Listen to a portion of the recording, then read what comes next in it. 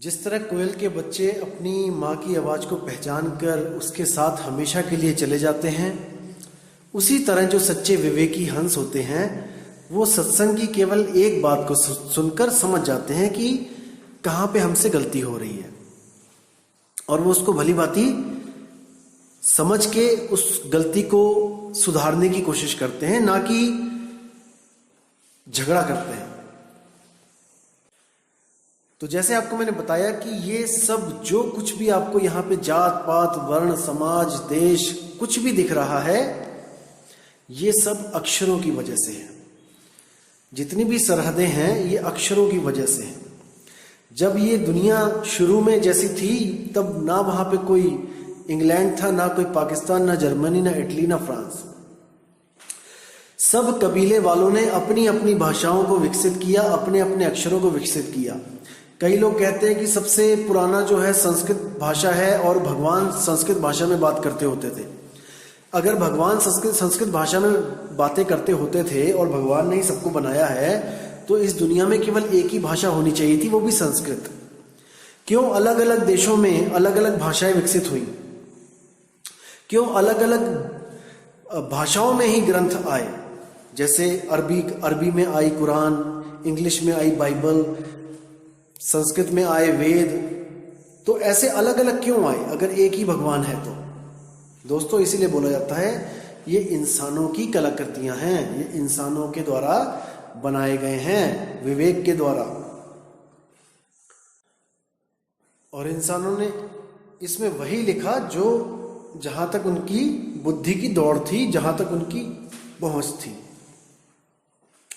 इसीलिए मैं कहता हूं कि आत्मज्ञान जो है वो किताबों के द्वारा हो सकता है, जहां तक जिसने बताया उसको पढ़ के आपको पता भी लग जाए कि आत्मा सब में एक है, हर चीज आत्मा है जो हर शरीरों में काम कर रही है, शरीरों से जुदा है। हर जीव यहाँ पे आत्मा के द्वारा ही चल रहा है, हर चीज आपको पता लग जाएगी। लेकिन फिर भी आपको ये नहीं पता लग पाएगा कि असल में वो होती क्या है और कैसी होती है। जैसे आपने पढ़ लिया किताबों में कि पारस पत्थर कुछ होता है। पारस पत्थर वो होता है जो सोने को, जो लोहे को सोना बना देता है। तो आपने पढ़ लिया कि पारस पत्थर होता है और वहां पे छोटा सा टुकड़ा भी दिखा दिया जाएगा आपको पढ़ाई के साथ किताबों में कि हाँ ऐसा पारस पत्थर होता है। लेकिन दोस्तों, आप उसको पहचान नहीं सकते, आपको नहीं पता कि वो पारस पत्थर कैसा होता है। आप सोच भी नहीं सकते पारस पत्थर कैसा होगा। जैसे आपने अभी सुना हुआ है, कई लोगों ने सुना है, वाणियों में आता है कि पारस पत्थर कुछ होता है, लेकिन आप इमेजिनेशन भी नहीं कर सकते कि वो कैसा होता होगा। कोई सोचेगा वो कांच की तरह होगा, कोई सोचेगा वो काला होगा, कोई सोचेगा वो नीला होगा, पीला होगा। यानी कि वस्तु के बारे में पता होते हुए भी, पता चल भी जाए तो उस सार को नहीं समझ सकते कि वो कैसा होगा। इसी तरह आप सुन भी लो, पढ़ भी लो, आत्मा के बारे में सब कुछ समझ भी लो, फिर भी आप नहीं समझ पाओगे कि आत्मा कैसी होगी। कोई कहेगा वो एक है, कोई कहेगा वो अनेक है। लेकिन कबीर साहब क्या कहते हैं? एक कहो तो हूं नहीं और दो कहो तो गाली, और जैसा है तैसा कहूं कहे कबीर विचारी। वो आत्मा जैसी है उसको वैसे ही महसूस जब करोगे आप, तभी आपको ये ज्ञान होगा कि वो आत्मा कैसी होती है। अदरवाइज बातों से आप उसके बारे में विश्लेषण कर ही नहीं सकते, आप बता ही नहीं सकते किसी को कि वो आत्मा कैसी होती है। उसको तो केवल प्राप्त किया जा सकता है अनुभव के द्वारा। जब आप उसको ये अनुभूति करोगे तब आप भी बताने लायक नहीं रह जाओगे कि वो आत्मा कैसी होती है। तो दोस्तों, यही वो शब्दों का जाल है जो हम सबको एक दूसरे का बैरी बना देता है अगर हम इसको गलत तरीके से यूज करें तो। और यही वो शब्दों में जो अच्छी बात है वो ये है कि हम जानवरों से अलग दिखाई देते हैं। केवल हम ही इंसानों में ये गुण है कि हम अपनी बात को अपनी आवाज के द्वारा हम समझा के किसी के भी सामने रख सकते हैं। लेकिन प्रॉब्लम तब आई जब हमने इन भाषाओं को, इन अक्षरों को भक्ति के साथ जोड़ दिया। दिक्कत यहां आई। हालांकि ये आवाज, ये जो भाषाएं हैं, ये बहुत ही ज्यादा हेल्पफुल है हमें एक दूसरे को अपने मन की जो व्यथा है बताने के लिए, अपने मन की जो इच्छा है उसको समझाने के लिए। ये बहुत ही ज्यादा हेल्पफुल है और बहुत ही अच्छी चीज है जो हमने इसको विकसित की। लेकिन हमने इसको अपनी बर्बादी का भी कारण बना दिया है जब हमने इसको भक्ति के साथ जोड़ दिया है तब। जैसे कबीर साहब कहते हैं कि 33 अरब ज्ञान हम भाखा और मूल ज्ञान गुप्त कर राखा। उसका क्या मतलब है कि 33 अरब ज्ञान मैंने 52 अक्षरों में भाग दिया। इन 52 अक्षरों के द्वारा मैंने सब कुछ बता दिया, लेकिन मूल ज्ञान गुप्त कर रखा का मतलब है जो सार शब्द है, जो असली वस्तु है, मैंने उसका भेद नहीं बताया कि वो कहां पे है, कैसी है, क्योंकि वो बोलने में आता ही नहीं है, कैसे बताएंगे। उसके बारे में क्या है, वो भेद आपको एक गुरु के द्वारा मिलेगा, जो कबीर साहब ने चुन चुन के जो हंसों को नामदान दिया और गुरु प्रथा अपनी चलाने की जो इजाजत दी, हुक्म दिया, ताकि कौवों के घोंसलों में जो कोयल के बच्चे बैठे हैं वो अपने असली घर पहुंच सके, अपने निज घर पहुंच सके।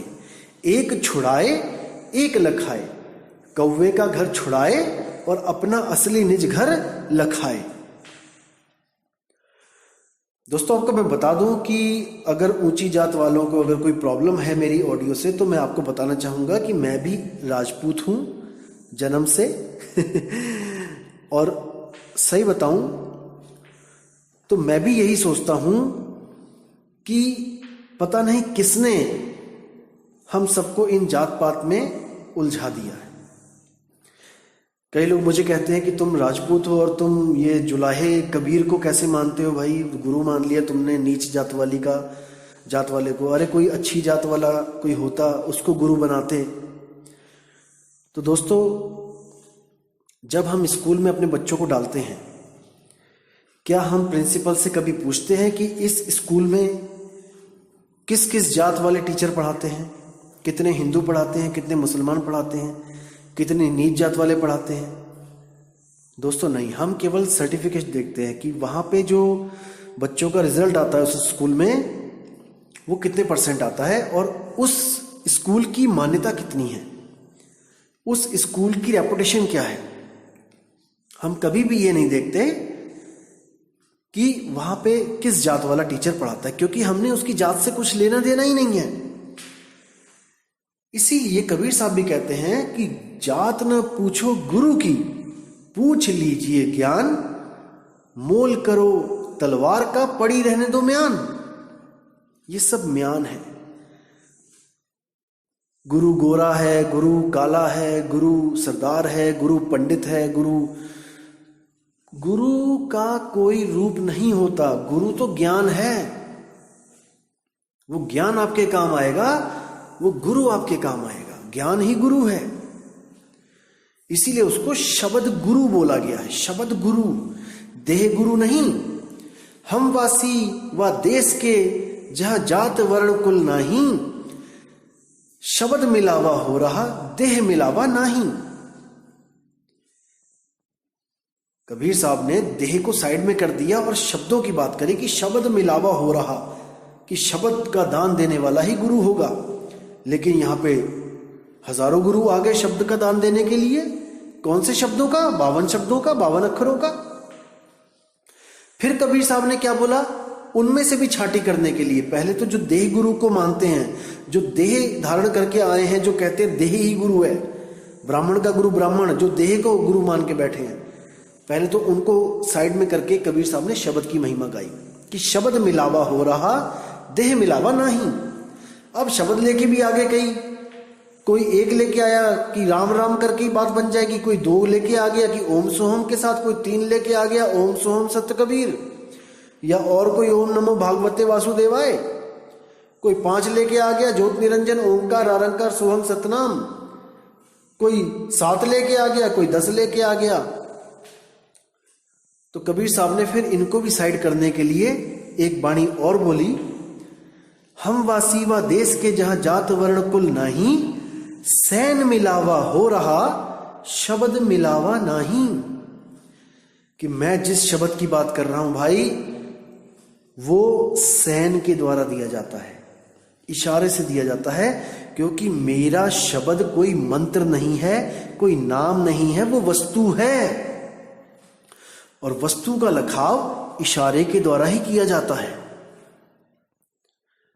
जैसे जमीन के नीचे पानी है और आप ढूंढ रहे हो पानी, तो गुरु आपको जमीन की तरफ इशारा करेगा कि जिसको तू ढूंढ रहा है वो जमीन के नीचे है, और उसको प्राप्त करने की विधि बताएगा, और आपकी प्यास शांत हो जाएगी। तो इसी तरह जो सतगुरु होता है, सतगुरु सोई सतनाम बतावे, बाकी गुरु कोई काम न आवे। सतगुरु वो होता है जो सतनाम बताता है आपको कि सतनाम वस्तु कहां पड़ी है, वो सच्ची वस्तु कहां है। कौन सी सच्ची वस्तु, जिसको बाबा नानक कहते हैं एको सतनाम कर्ता पुरुष, यानी एक सतनाम ही कर्ता पुरुष है। निर्भव निर्वैर, वो निर्भय यानी किसी से डरती नहीं है, और निर्वैर किसी को मारती नहीं है। वो वस्तु निर्भव निर्वैर है, अजूनी, जो कभी जून में नहीं आती, जूनों से रहित, वो कभी किसी जून में नहीं आती। अजूनी सैभंग, सैभंग यानी जो स्वयं से प्रकट हुई है, जो स्वयं से जिसकी उत्पत्ति होती है, जिसको कोई बना नहीं सकता, जिसको कोई मिटा नहीं सकता, वो स्वयंभू है, वो स्वयं से होती है। उस वस्तु की बात हो रही है, अजूनी सैभंग। और कैसे मिलेगी? गुरु प्रसाद। गुरु जब नामदान रूपी प्रसाद आपको देगा, तब आपको उस वस्तु का लखाव होगा, और आप जितना भी अज्ञान है उसको छोड़कर उस वस्तु की तरफ एकाग्र हो जाएंगे। आपकी सुरती जो भटक रही है वो उस वस्तु पे एकाग्र हो जाएगी। सूरत फंसी संसार में, तासे पर गए दूर, सूरत बांध स्थिर करो, आठों पहर हुजूर। वो सूरत आपकी जो फंसी है, जो भटक रही है, उस सुरती को एक ठिकाना मिलेगा जो गुरु आपको बताएगा। जब आप उसका सिमरण करना यानी कि उसको याद करना शुरू करोगे, तब धीरे धीरे धीरे करके आपका जो मोह, अहंकार, क्रोध, काम, ये सब कंट्रोल होना शुरू हो जाएगा, और आपको जो अनुभूति होगी वो अकथ कहानी होगी, उसको आप बयान नहीं कर सकते। आपको कोई पूछेगा तो आप चाह के भी बता नहीं सकते।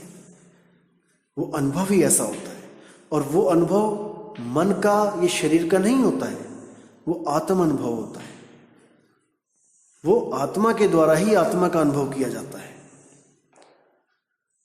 तो दोस्तों, विवेक लगाना है, विचार करना है, अक्षरों के जाल में नहीं फंसना है। 52 अक्षरों के जाल में हम ऐसे फंसे हुए हैं कि इसमें हम छूट नहीं पा रहे हैं।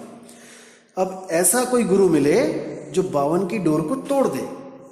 जब 52 का टूटे डोरा, सहजे छूटे काल झकोरा, फिर नहीं आए फिर नहीं जाए, सार शब्द में रहे समाये। वो सुरती हमेशा के लिए सार शब्द में समा जाती है, और वो शब्द स्वरूपी राम बन जाती है। अब उससे वो कभी जुदा नहीं होती, क्योंकि एक बार जुदा होकर वो देख चुकी है कि हमें कैसे कैसे जन्मना और मरना पड़ रहा है। मैंने पहले भी बताया था कि वो जो चेतना है, वो जीवित चेतना है, वो मुर्दा चेतना नहीं है। चेतना भी 2 प्रकार की होती है, एक जीवित चेतना, एक मुर्दा चेतना। यानी कि एक सेंसेबल होती है, उसको सेंस होता है, वो जीवित, और एक रोबोटिक होती है। जैसे रोबोट की जो चेतना है उसमें सेंस नहीं होती है। रोबोट अनुभव नहीं कर सकता, प्रेम को अनुभव नहीं कर सकता, इमोशंस को अनुभव नहीं कर सकता। अगर रोबोट को आपने आदेश दे दिया कि सामने जो बंदे हैं उनको गोली मारनी है, तो वो चाहे आपके ही पापा क्यों ना हो, आपकी ही मम्मी क्यों ना हो, वो किसी की नहीं सुनेगा। वो उसको जो कमांड दिया गया है वो उस पे अटल रहेगा। लेकिन अगर वही बंदूक आपके हाथ में पकड़ा दी जाए तो आप दोस्तों नहीं चला पाओगे, क्योंकि आपके अंदर जीवित चेतना है, ना कि कोई इलेक्ट्रॉनिक चेतना है। जो लोग इलेक्ट्रॉनिक चेतना को और जीवित चेतना को एक समझने लगे हैं वो बहुत बड़ी भूल में है दोस्तों। इसकी यही खासियत है सुरती की कि ये मृत चीजों को भी जीवित कर देती है। यानी कि ये जो शरीर आप लेके घूम रहे हो, जो मेरे पास जो शरीर है, ये केवल चेतना की वजह से, उस सुरती की वजह से ये जीवित दिखाई देता है। असल में ये मरा हुआ है, मुर्दा है। जैसे आप एक कार चलाओ और कार के शीशे काले हों, आप दिखाई ना दे रहे हो, तो दोस्तों सबको यही लगेगा कि कार जीवित है और कार चल रही है, बहुत तेज चल रही है, इसमें जान है। लेकिन दोस्तों आप हो तभी जान है, आप नहीं होगे तो उसमें जान नहीं होगी। इसी तरह हमारा शरीर चल रहा है क्योंकि जीव है, सुरती है। अगर सुरती नहीं होगी तो शरीर मुर्दा है। तो साहिब कहते हैं, बावन के जंजाल में फंस गया ये संसार, और सिमरन बावन का करे कैसे लागे पार। क्योंकि हमें पुराने समय से ये पढ़ा दिया गया है, अच्छी तरह रटा दिया गया है कि जब तक हम राम राम राम राम, अल्लाहु अल्लाहु अल्लाहु, वाहेगुरु वाहेगुरु वाहेगुरु, सत साहिब सत साहिब सत साहिब, कबीर कबीर कबीर, ये सब नहीं बोलेंगे, नहीं जपेंगे, जब तक हमारी बात नहीं बनेगी। दोस्तों परमात्मा कोई इलेक्शन में खड़ा नहीं हो रहा है। जिसकी जय जयकार नहीं लगाई जाए तो वो खुश नहीं होगा।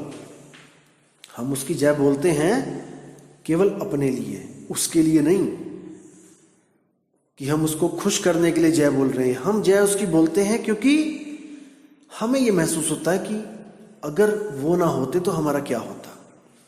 हम इसलिए उसका धन्यवाद करते हैं, पल पल उसको, उसकी बंदगी करते हैं।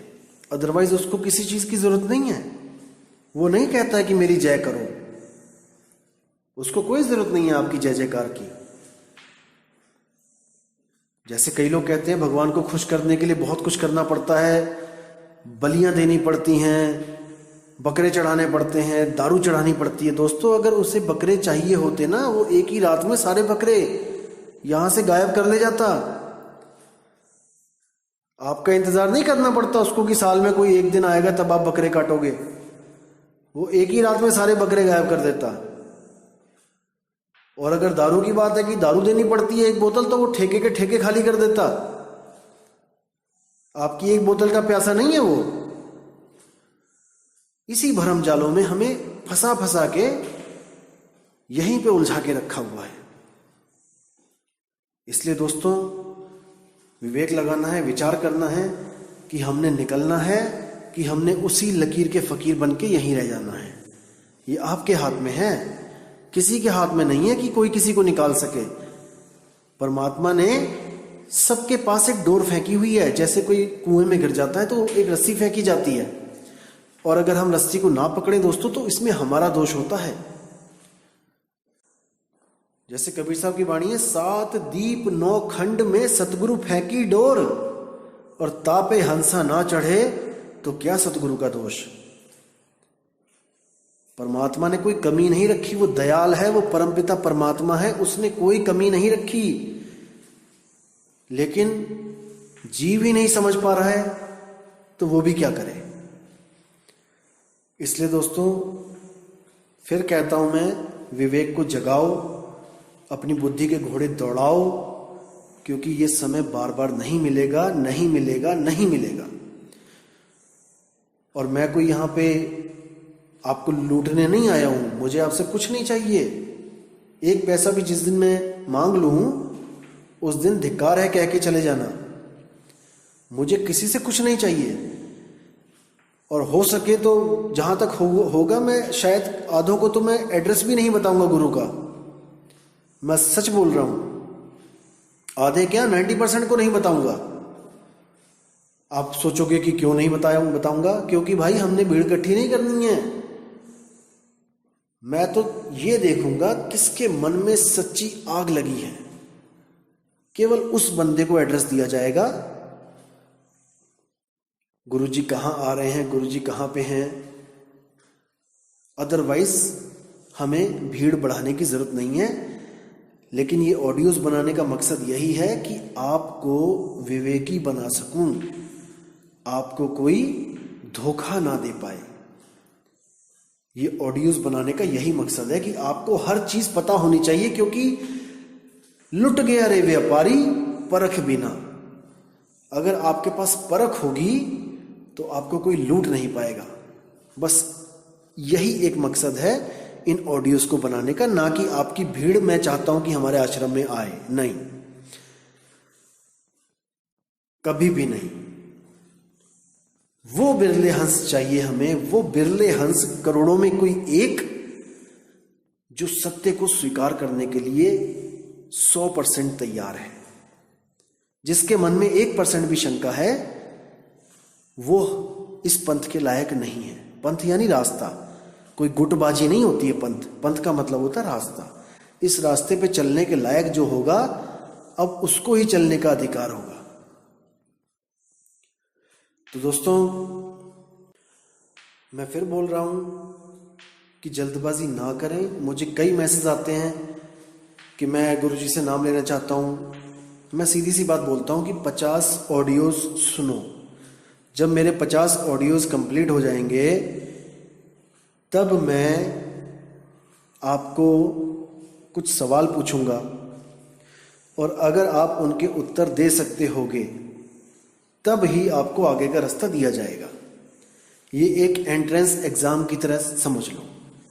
क्योंकि मैं फिर कह रहा हूं कि हमें भीड़ नहीं बढ़ानी है, हमें वो विवेकी हंस चाहिए जो सच में यहां से, इस 3 लोक से, इस जन्म मरण से मुक्ति पाना चाहते हैं। तो 50 ऑडियोज लिमिट है। 50 ऑडियोज में जहां तक ज्यादा से ज्यादा मैं बताने की कोशिश करूंगा, और अगर आपको 1% भी शंका होगी तो आप पूछ सकते हो। शंका समाधान होगी तब आप आगे रास्ता पूछो, वरना रास्ता पूछने की जरूरत नहीं है। मैं केवल आपको यहाँ पे ज्ञान देना चाहता हूँ जो मुझे परमात्मा की दया से मिला है। मैं चाहता हूँ कि उस ज्ञान को आपके सामने रख सकूं ताकि आप कहीं धोखा ना खाओ। मैं यहाँ कोई हाईलाइट होने नहीं आया हूँ कि मैं कोई ऐसा पंथ चला रहे हैं हम लोग की ऐसा। दोस्तों, ऐसा कुछ नहीं है। बहुत सिंपल सा ज्ञान है, कबीर साहब का ज्ञान है। अगर आपके समझ में आता है तो आपका स्वागत है, लेकिन परख करने के बाद।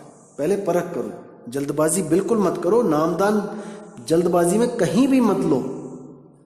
जहां हो आप बहुत अच्छे हो, अभी जहां पर हो ना बहुत अच्छे हो।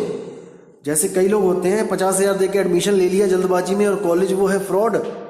तो भाई उससे अच्छा था कि आप घर में बैठे हुए थे। अभी विवेक लगाओ, विचार करो कि कहां जाना है कहां नहीं जाना है। 50-60 ऑडियो पूरी हो जाएंगी, तब जहां तक हो सकेगा आपके सारे सवालों का मैं जवाब उनमें दे दूंगा। और जो मुझे पूछा गया है कि ब्रह्म कैसे पैदा हो जाता है, क्या है, ये मैं आपको लास्ट ऑडियो में बताऊंगा बिल्कुल। क्योंकि अभी ऐसे ऐसे लोग बैठे हैं जो उसको अपनी बातों को घुमा देंगे, अपनी बातों को घुमा के आपको गुमराह करने की कोशिश करेंगे। अभी तो उन पे सवालों की बरसातें हो रही हैं कि जब आत्मा ही आत्मा थी तो ये ब्रह्म कहां से आ गया। क्योंकि द्वैत अद्वैत दोनों से परे है ज्ञान। अगर केवल आत्मा थी शुरू में तो वो अद्वैत मत है, क्योंकि केवल एक है वहां पे आत्मा। कबीर साहब कहते हैं एक कहो तो है नहीं। अगर केवल आत्मा थी तो वो अद्वैत है, वो भी नहीं है। और अगर आत्मा और ब्रह्म थे तो वहां पे द्वैत आ गया। तो कबीर साहब कहते हैं एक कहो तो है नहीं, दो कहूं तो गारी। अब जैसा है तैसा कहूं, कहे कबीर विचारी। ये भेद की बात है, ये सबके बस की बात नहीं है। इसको खोलना, इस वाणी को खोलना। ये वाणी भी मैं आपको आखिरी ऑडियो में पूरी खोल के स्पष्ट तरीके से बताऊंगा कि ये क्या है। तब तक आप ज्ञान को समझते रहिए, और जहां तक हो सके अपने दोस्तों को, अपने रिश्तेदारों को जो सच में सत्य की खोज में लगे हैं, जिन्होंने कोई गुरु धारण कर रखा है, उनको ये ऑडियो जरूर शेयर करें ताकि उनको भी एक रास्ता मिल सके। तो इसके साथ मैं विदा चाहूंगा दोस्तों, और अगली ऑडियो मैं कल को पोस्ट करूंगा और उसमें आपको काफी नई चीजें जानने को मिलेंगी और जहां तक होगा आपकी विवेक जागृत होगा। तो अब आपसे विदा चाहूंगा। जय गुरु बंदी छोड़ मदन साहिब, जय गुरु बंदी छोड़ वैराग साहिब, जय जय गुरु बंदी छोड़ सतगुरु सत्य कबीर साहिब जी की सदा ही जय हो। साहिब बंदगी सतनाम।